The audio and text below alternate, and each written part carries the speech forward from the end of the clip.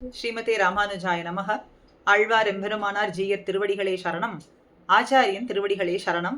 108 திவ்யதேச அனுபவங்களிலே 33வது திவ்யதேசம் திருநாங்கூர் திவ்யதேச அனுபவத்துல திருத்தேவனார் தொகை என்கின்ற திவ்யதேச அனுபவம். இன்று பார்க்கடலை கடைந்த பொழுது திருமகள் தோன்றி அவள் இங்கு வர அவளை மனம் புரிந்து கொள்வதற்காக எம்பெருமான் இங்கு எழுந்தருளி அவளை மனம் புரிந்து கொண்ட திவ்ய தேசமாகும்.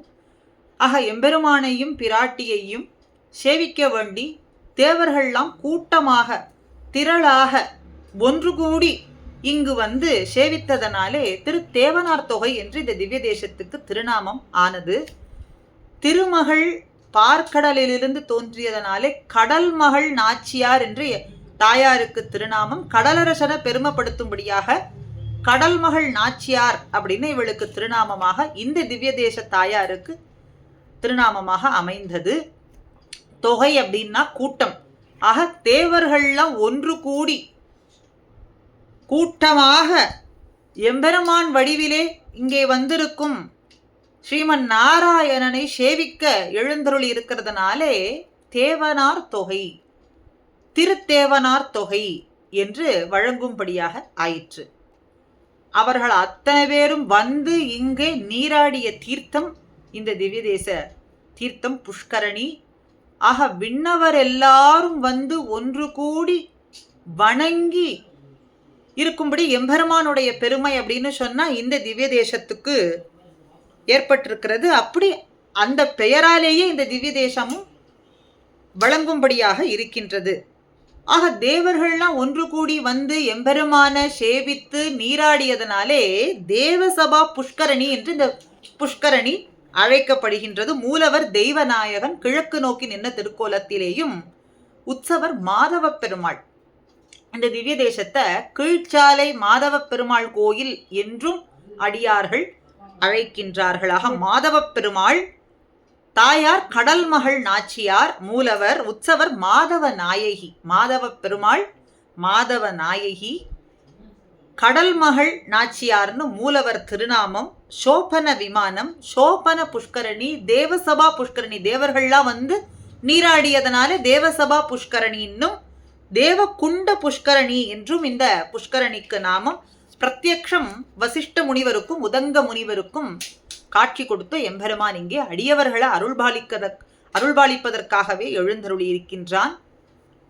இந்த திவ்ய தேசத்தை திருமங்கையாழ்வார் 10 பாசுரங்களாலே மங்களாசாசனம் செய்திருக்கிறார். அருள்மாறி பாடிய அற்புதமான திவ்ய தேசம். ஒரு பாசுரத்து அனுபவம். கும்பமிகு மதயானை பாகனோடும் குலைந்து வீழ. கும்பமிகு மதயானை, மதமானது மிஞ்சி இருக்கும்படியாக வெறி ஊட்டப்பட்டு வாயிலே நிற்க வைக்கப்பட்டதான குவலையா பீடம் என்கின்ற யானையோடும் அதனுடைய பாகனும் சிதைந்து போகும்படிக்கு அழியச் செய்தவன். கும்பமிரு மத யானை, மதமானது ஊட்டப்பட்டு வெறியானது ஏற்றப்பட்டு இருக்கக்கூடிய யானையோடும் அதனுடைய பாகனும் சேர்ந்து அழியும்படிக்கு கொம்பதனை பறித்து எரிந்த கூத்தன், அதனுடைய கொம்பையே பறித்து எரிந்து அவர்களை அழியும்படிக்கு செய்தவனான கூத்தன், கோவலன் அமர்ந்து உறையும் இடம் எது? அதுதான் இந்த திருத்தேவனார் தொகையாகும் என்று இந்த திவ்ய தேசத்தினுடைய அருமையை சொல்றார். வம்பவிழும் செண்பகத்தின் மனம் கமழும் நாங்கை. வம்பவிழும் செண்பகத்தின், செண்பக மலரானது எங்கும் நறுமணம் வீச அந்த பரிமளம் எங்கும் வீசும்படியாக இருக்கக்கூடிய நாங்கை திவ்ய தேசத்தின் தன்னுள் செம்பொன் மதில் பொழில் புடைசூழ் திருத்தேவனார் தொகையே.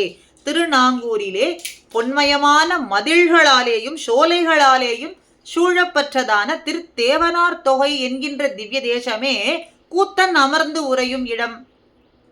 கும்பமிகு மத யானையை அழித்தவனான கூத்தன் அமர்ந்து உறையும் இடம்.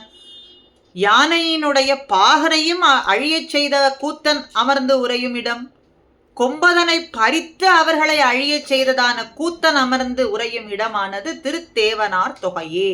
திருத்தேவனார் தொகையானது செம்பொன் மதில்களாலேயும் சோலைகளாலேயும் செண்பகத்தின் மனமானது வீசும்படியாக இருக்கக்கூடிய திவ்ய தேசமே இந்த மாதவ பெருமாள், மாதவன், கூத்தன், கோவலன், கோபாலன் அமர்ந்து உரையும் இடமாகும் என்று திருமங்கையாழ்வார் மங்களாசாசனம் பிள்ளைப்பெருமாள் ஐயங்காரும் 108 திருப்பதி அந்தாதி பாடல்ல ஆர்க்கும் வலம்பரியா அண்டமும் என் திசையும் கார்கடலும் வெற்பும் கலங்கினவால் ஷீர்க்கும் திருத்தேவனார் தொகை மால் செவ்வாய் தூத கருத்தேவனார் தொகையும் சாய்ந்து.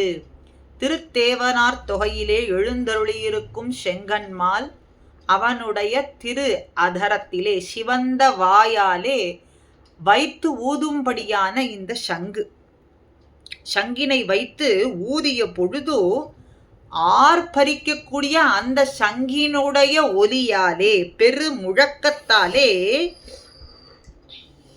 அப்ப இந்த செங்கன்மால் எங்கே உரைகின்றான்? சிறப்பு மிக்க திருத்தேவனார் தொகையிலே எழுந்தருளியிருக்கும் எம்பெருமானுடைய திரு அதர செவ்வாயிலே வைத்து ஊதப்படும் சங்கினுடைய ஆரவாரம் மிக்க பெரிய முழக்கத்தை கேட்ட பொழுது அந்த முழக்கத்தால்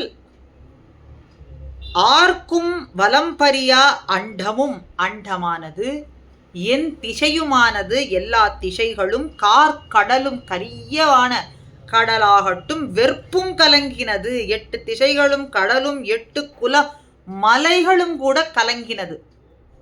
இந்த சங்கினுடைய பெரு முழக்கத்தால் அத்தனையுமே கலங்கியது. அதுக்கும் மேலே கருத்தேவனார் தொகையும் சாய்ந்து, கற்பக மர நிழலிலே வசிக்கக்கூடியவர்களான தேவர்களினுடைய வலிமையும் கலங்கினது அப்படின்னு சொல்றார். அழிந்தது அப்படின்னு காட்டுறார். சாய்ந்துன்னா கலங்கினது. தருத்தேவனார் தொகையும் சாய்ந்தது. எப்போ? திருத்தேவனார் தொகைமால் செவ்வாய் வைத்து ஊத.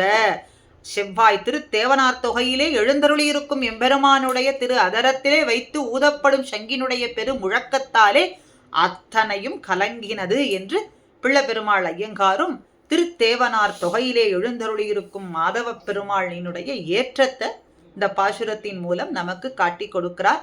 அடுத்த திவ்ய தேசம் அடுத்த பதிவிலே. ஸ்ரீமதே ராமானுஜாய நமஹா.